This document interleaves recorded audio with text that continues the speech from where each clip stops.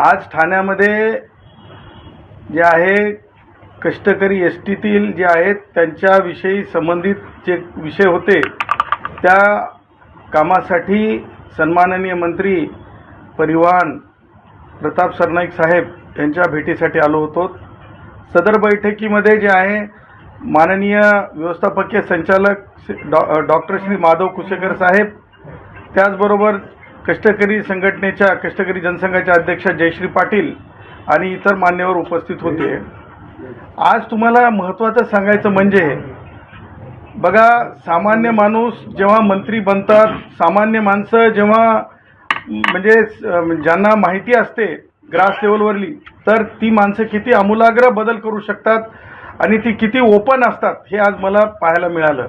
म्हणजे खरोखर प्रताप सरनाईक साहेबांच्या बाबतीमध्ये ऐकून होतो, पण आज अनुभवसुद्धा आला।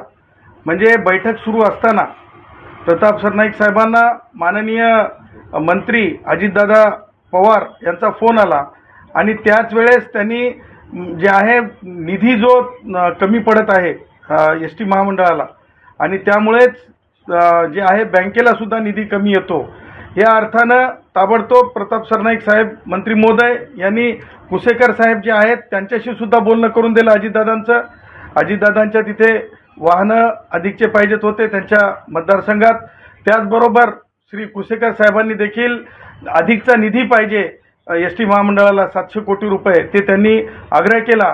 त्यानंतर प्रताप सरनाईक साहेबांनी सुद्धा मला अजित पवार साहेबांसोबत बोलणं करून दिलं आणि आज म्हणजे अर्थमंत्री सन्माननीय अजितदादा पवार साहेब यांनी माझ्याशी बोलताना मी त्यांना सांगितलं की पवार साहेब, निधी जो आहे तो लवकरात लवकर देण्यात यावा, जेणेकरून एस टीच्या बाबतीमधले जे प्रश्न आहेत ते निकाली निघतील आणि त्याचबरोबर बँकेच्या सामान्य माणसाला जे कर्ज मिळत नाही आहे, कारण एस टीकडे पैसा नसल्यामुळे त्या पगारातून ती कपात जी केलेली असते ती कपात बँकेकडे येत नाही, त्याच्यामुळे ओडी असेल, त्याच्यामुळे मध्य कर्ज असतील ते मिळत नाहीत।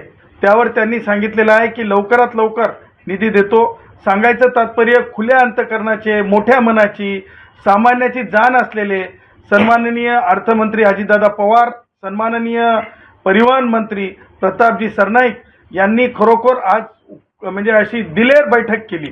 त्याचबरोबर आमच्या एस टीतल्या कष्टकऱ्यांना जे आहे अगदी 1 रुपया 2 रुपयाने नोकरून काढून टाकलं जातं आहे, त्यांच्या नोकऱ्या घेतल्या जातात। आम्ही सांगितलं की BSTमध्ये जो माणूस प्रवास करतो तो लायबल असतो, त्यावर सुद्धा त्यांनी विचार करावा असं MDंना श्री कुसेकर साहेबांना सांगितलेलं आहे। आणि त्यावर ते म्हणाले की आपण खरोखर आम्ही टाळ्या वाजून स्वागत केलं संचालकांनी, आम्ही सगळ्या सामान्य कष्टकऱ्यांनी, किती म्हणजे संवेदनशील मन आहे हे लक्षात येतंय सन्माननीय मंत्री महोदय प्रताप सरनाईक साहेबांचं।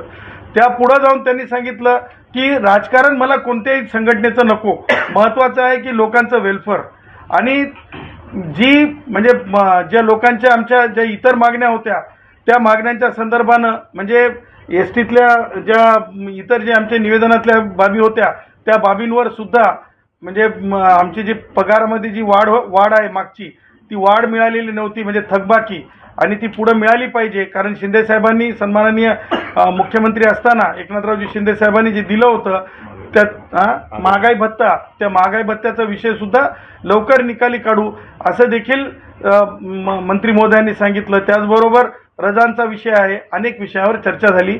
खरोखर आज म्हणजे सकारात्मक म्हणण्यापेक्षा कृतीपूर्ण आज एस टीतल्या कष्टकऱ्यांच्या बाबतीमध्ये चर्चा झालेली आहे। तर भविष्यात घरांची स्वप्न पाहत आहेत अनेक जण, त्यासाठी एस टी त्या लोकांना देखील घरं भविष्यात मिळतील का यावर देखील मागणी केली का? अनेकांना उपमुख्यमंत्री हे घरं देणार आहेत, कालच तो आमचा म्हणजे निवडणुकीतलाच अजेंडा होता एस टी बँकेच्या याच्यातला। आता जे आहेत आमच्या अनेक जागा आहेत एस टी महामंडळाच्या, जसं की कुर्ल्याला जागा आहे, जसं की म्हणजे मुख्य मुंबई बाजारपेठेच्या जवळ म्हणजे सँडर्स रोडच्या जवळ जागा आहेत, त्या जागांवर जसं की भायखळ्याला जागा आहे, त्या जागांवर इमारती मोठ्या होऊ शकतात आणि त्याच्यामधून ज्या त्या म्हणजे प्रत्येक जिल्ह्यामध्येच ती सोय असावी, त्याच प्रकारची सोय मुंबई आणि ठाण्यात सुद्धा असावी। आणि त्याही पुढे जाऊन आम्ही तर आमचा हात पुढे करत आहोत की आमच्या बँकेच्या मार्फत जसं जिल्हा बँक मुंबईमध्ये घरं पुनर्जीवित करत आहे, तसं एस टीची स्वतःची बँक आहे. सन्माननीय मंत्री महोदयांना त्या बाबतीत सुद्धा आम्ही विनंती करणार आहोत आणि आम्ही महामंडळाला सुद्धा विनंती करणार आहोत की आमच्या बँकेमार्फत जर निवासी संकुलाची जर योजना आणली तर त्याच्यासाठी बँक पतपुरवठा जो पैसा आहे तो द्यायला तयार आहे.